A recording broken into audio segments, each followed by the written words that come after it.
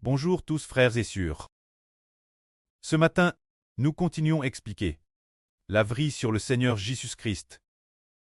Notre Seigneur Jésus-Christ a dit « La vraie vous rendra libre ». Il a aussi dit que quiconque ne croit pas au Seigneur Jésus mourra certainement dans ses péchés. Quand le Seigneur Jésus a dit cela, le Seigneur a dit de nouveau aux Juifs « Vous t'es donne bas. Moi, je suis donne haut. Vous t'es de ce monde. Moi, je ne suis pas de ce monde. C'est pourquoi je vous ai dit que vous mourrez dans vos péchés. Car si vous ne croyez pas en moi, que je suis celui que je dis vous mourrez dans vos péchés. Si les Juifs ne croient pas que Jésus est le Christ, ne croient pas qu'il est le Fils de Dieu, ils mourront certainement dans leurs péchés. C'est-à-dire qu'une personne qui ne veut pas s'approcher du Seigneur, qui ne veut pas se placer sous son nom, mourra dans ses péchés. Quand le Seigneur a dit cela, les Juifs étaient en colère et ont dit « Qui es-tu donc » Il était ainsi en colère. Alors le Seigneur a dit « Ne vous l'ai-je pas dit, déesse le commencement, j'aille beaucoup de choses dire de vous, et juger en vous, mais celui qui m'a envoyé est vrai, et ce que j'ai entendu de lui, je le dis au monde. » C'est que les Juifs ne savaient pas qui était Jésus.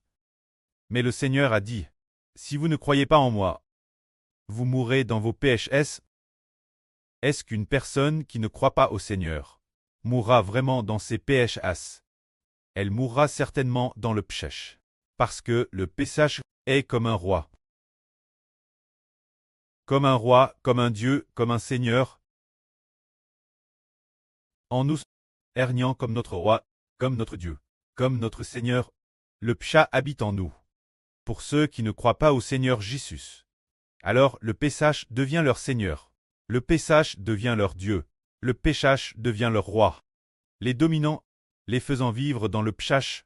Mais il y en a un qui a dit « Si vous croyez en moi, vous ne vivrez plus dans le péché. » Si nous croyons au Seigneur Jésus, il a l'autorité de détruire le péché en nous. Alors il devient notre roi. Le Seigneur Jésus veut détruire notre péché. Ensuite, l'Esprit du Seigneur Christ doit être notre roi pour nous libérer du péché, c'est-à-dire que l'autorité du Seigneur Jésus est plus grande que l'autorité du péché.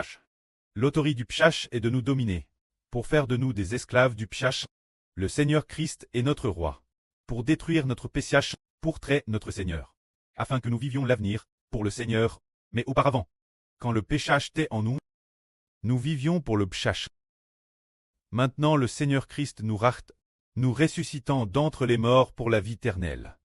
Nous vivons, et nous devons vivre pour le Seigneur. Si nous ne voulons pas vivre pour le Seigneur Jésus, ne voulons pas l'appeler Seigneur, ne voulons pas être des enfants sous son nom, alors nous devenons naturellement des enfants du péché, la progéniture du péché, des enfants de Satan, vivre dans le péché et mourir dans le péché.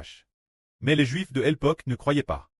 Alors ils dirent « Qui es-tu donc » Le Seigneur dit « Je vous l'ai dit, j'ai dit, mais vous ne croyez pas, car tous ceux qui n'appartiennent pas au Seigneur Jésus-Christ. » Madame, si le Seigneur Jésus dit « Le Seigneur est celui qui sauve l'homme du péché. » Aimant tellement le péché, ils sont esclaves du péché.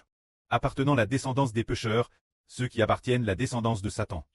Ceux qui aiment Satan, ils ne veulent pas être les serviteurs du Seigneur Jésus, mais préfèrent être esclaves du péché, esclaves de Satan. Ils ne veulent pas accepter le Seigneur. Mais nous qui acceptons le Seigneur, nous devenons les serviteurs du Seigneur. Devenons les enfants du Seigneur. Et nous recevrons aussi la vie sainte éternelle. Que la gloire soit auprès et au Seigneur. Amen.